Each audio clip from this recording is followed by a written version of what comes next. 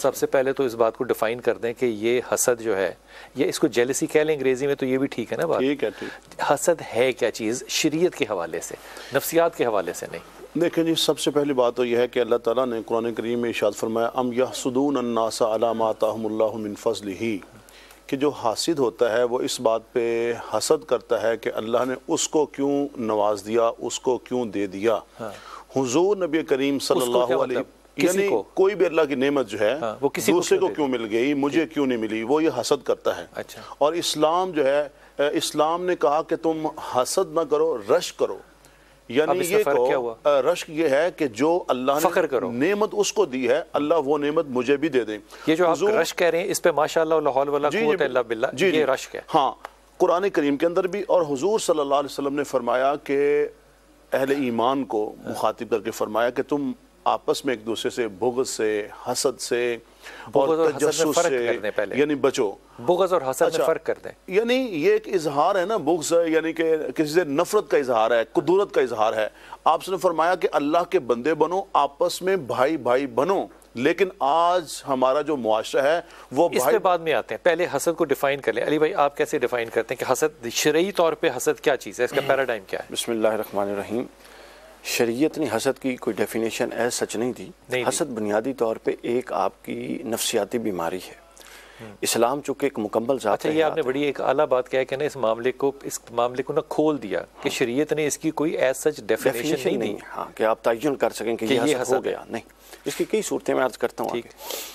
قرآن مجید چونکہ ایک پورا ضابطۂ حیات ہے، تو لہٰذا یہ ہر نوعیت کی خرابیاں جو اس ہیومن بینگ میں واقع ہو سکتی تھیں اس کے علاج تجویز کرتا ہے۔ ٹھیک ہے۔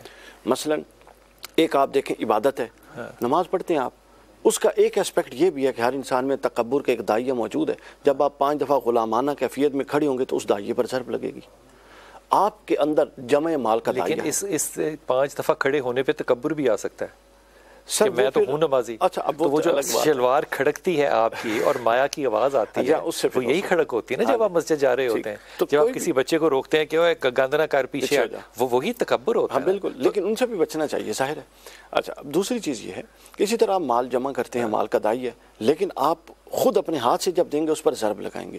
تو اسلام کہتا ہے کہ کوئی بھی جو آپ کے یہ ڈاکٹر علی بڑا مشکل نہیں ہوگا اس بات کو دیکھنا کہ یہ ضرب لگی باہر لگی ہے، یہ میرے اندر بڑا آسان ہے، کوئی مشکل نہیں ہے، یہ اندر ہی کی بات ہے، باہر بوہر کا اس سے کوئی تعلق نہیں۔ اب واپس ہم ٹاپک پہ آتے ہیں۔ سر، حسد صرف اور صرف ایک نفسیاتی بیماری ہے۔ اسلام نے اس کو ٹریٹ کرنے کا طریقہ جو ابلیس کو بھی تھی، جو ابلیس کو بھی تھی، انسانوں کو بھی تھی۔ قرآن اس کے 4 اسپیکٹ بیان کرتا ہے، پورے قرآن میں حسد 4 حوالے سے بیان ہوا ہے۔ ایک، کفار کا اہل ایمان سے حسد ذکر ہوا ہے کہ حضور علیہ السلام کو اس لیے نہیں مانتے تھے کہ حسد کرتے تھے، کہتے تھے جی ہماری نسب سے نبی آنا چاہیے، سو اینڈ سو۔ دوسرا، بھائیوں کے مابین نسب حسد، 2 چیزیں قرآن سے حابیل اور قابیل اور یوسف علیہ السلام، وہ بالکل واضح ہے۔ تیسرا جو حسد کا پہلو قرآن مجید سے، حابیل اور قابیل کا حسد کس بات پہ تھا؟ حابیل اور قابیل کا حسد اس بات پہ تھا کہ ان میں وہ جو نکاح کا معاملہ بنا، وہاں سے اس حسد کا آغاز ہوا کہ کس نے نکاح سے کرنا ہے، کس سے کس کا نکاح ہونا ہے۔ اور پھر وہ حسد عروج پر کب گیا؟ جب دونوں سے قربانیاں مانگی گئیں اور ایک کی قبول ہو گئی اور دوسرے کی قبول نہیں تو اس نے نکاح لیا، اور وہ قبول ہوتی تھی آگ گرنے سے، قبول ہوتی تھی آگ آ کے اس قربانی کو اچک لیتی تھی۔ تو اس بنیاد پر ان میں حسد ہوا۔ ایک تھا وہ صابر تھا، دوسرے نے کہا اچھا میری نہیں قبول ہوئی، ہن میں تن دس دینا۔ تو لہٰذا حسد ایک نفسیاتی بیماری ہے۔ اس کے لیے میں ان کا بھی رائے لے لوں پہلے، اس کے لیے آپ کو اسلام ٹریٹمنٹ مجھے جو آپ کی بات سے سمجھ میں آئی ہے نا، انکمپٹنسی جو ہے نا، انکمپٹنسی وہ جب ایکسیپٹیبل نہ ہو تو حسد ہے، لیکن انکمپٹنسی اگر ایکسیپٹیبل ہو تو اس کو دوسرے الفاظ میں تقویٰ بھی کہا جا سکتا ہے۔ کمال کی تو ان چیزوں کو کاٹنا کیسے حضرت؟ حسد کیا ہے؟ بسم اللہ الرحمن الرحیم۔ حسد عربی زبان کا لفظ ہے اور اس کے 2 معنی ہیں۔ کوئی ایسا لفظ قرآن میں استعمال نہیں ہوگا جس کا معنی نہ ہو، جس کا مفہوم نہ ہو۔ الف لام میم بالکل اس کے معنی ہے، الف سے اللہ، یہ تو لام سے تخیل بنایا جبرائیل، نا آپ میم نے۔ سے محمد۔ اب آپ ابن عربی کی زبان بات کر رہے ہیں۔ یہ مختصر لفظوں میں قرآن کا تعارف کرایا گیا نا کہ اللہ دینے والا، جبرائیل لانے والے، اور جس پر نازل ہوئی۔ ٹھیک، اس پر علماء نے بڑی تفاصیل لکھی ہیں۔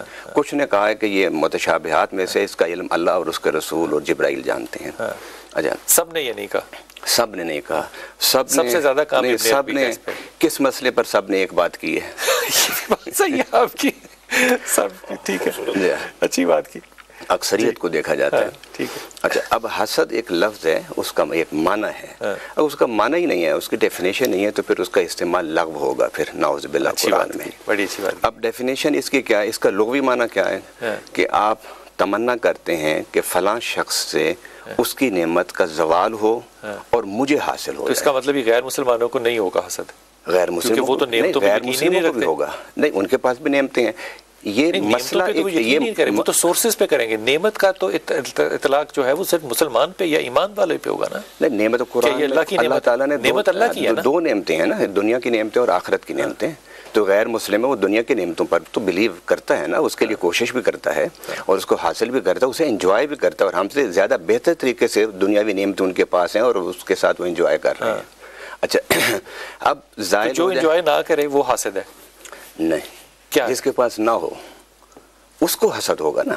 مسئلہ یہ صحابہ کے پاس تو کچھ بھی نہیں ہے لیکن حسد نہیں ہے. وہ پھر تربیت ہے نظر مصطفیٰ کی, مطلب ایبسنس آف اے تھنگ حسد نہیں ہو سکتا. اس کی وجہ ان کو نہیں تھی, اس لیے کہ حسد میں جو بنیادی چیز ہے وہ یہ ہے کہ انسان اللہ کی رضا سے راضی نہ ہو.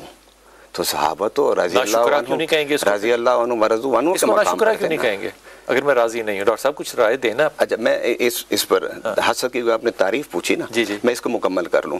تو زوال نعمت یہ ہے اس کا لغوی زوال نعمت, اور اس کا دوسرا پہلو کہ یہ مجھے حاصل ہو جائے. ٹھیک ہے, یہ دوسری والی بات زیادہ چچتی ہے. اچھا اب ہمارے دونوں ساتھیوں نے جو آیتیں پڑھی ان کو اگر آپ تھوڑا سا آگے جا کے دیکھیں کہ اس میں یہ کہا کہ یہ ان کو جو ہے حسد یہ ہے کہ اللہ نے فلاں کو یہ نعمت کیوں دی, اور اس کے ساتھ قرآن نے پھر ذکر کیا کہ سب سے بڑی نعمت وَآتَيْنَا آلَ إِبْرَاهِيمَ الْكِتَابَ وَالْحِكْمَةَ وَآتَيْنَاهُمْ مُلْكًا عَظِيمًا, کہ سب نعمتوں میں سے سب سے بڑی نعمت اللہ کی وہ علم اور حکمت ہے. ہم تو مادیت کو سمجھتے ہیں نا, رب کی نعمتیں.